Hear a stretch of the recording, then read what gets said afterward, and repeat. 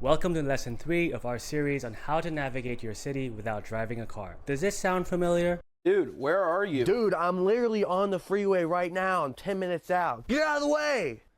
Bro, where are you? I'm literally finding a place to park right now. That trick doesn't work so well with public transit, since buses and trains usually run on a fixed schedule. No matter if you're driving, walking, biking, using public transit, or even flying, you always have to deal with timing and unexpected delays. How long till you're here? I think I'm just gonna turn around and go home. What? So you'll be a little late. Yeah, I can't sit in traffic. I'm too smart. I don't belong here. I'm gonna turn around. Tell Hal I'm sorry. Honestly, I'm not the best person to give advice. My friends know I'm not a very punctual person.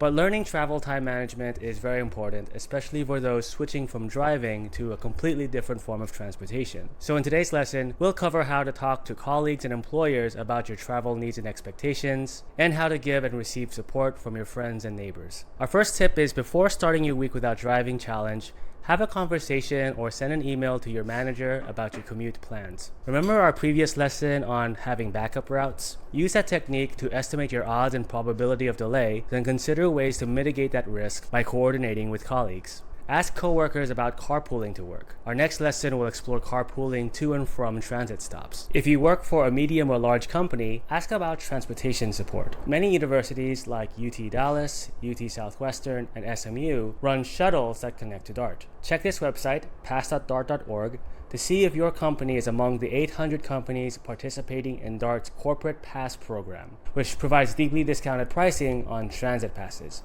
If not, you can submit their online form or download the pamphlet to start the conversation at work. Solving your own car-free challenges at work can also help your coworkers who want to be less dependent on driving. Here are a few workplace improvements that you can suggest to your employer.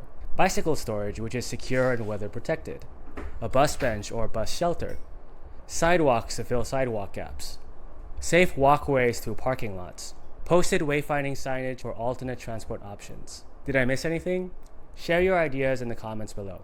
Imagine this: you leave work at 5 p.m., you have a 6 p.m. meeting across town, and your pets need care at home. What do? Back when I had a car, I tried to do it all, and that's why I was always late.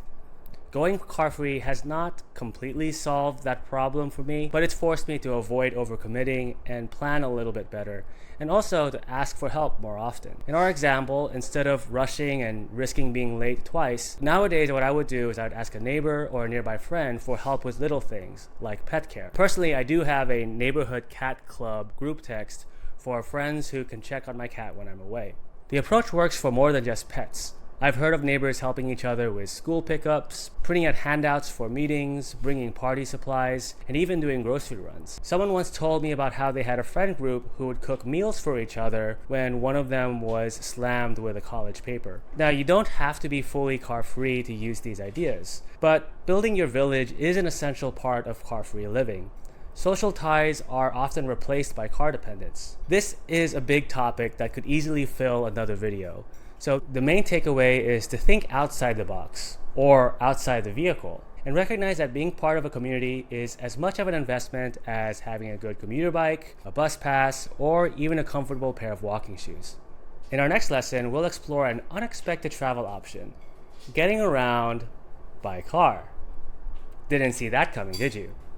Remember, the goal of the challenge is to experience what it's like for people who can't drive, and being a passenger in other people's cars is still a big part of that experience, especially in a car-dependent city like Dallas. So tomorrow, we'll cover how to use private vehicles in ways that are efficient, budget-friendly, and still aligned with the spirit of Week Without Driving.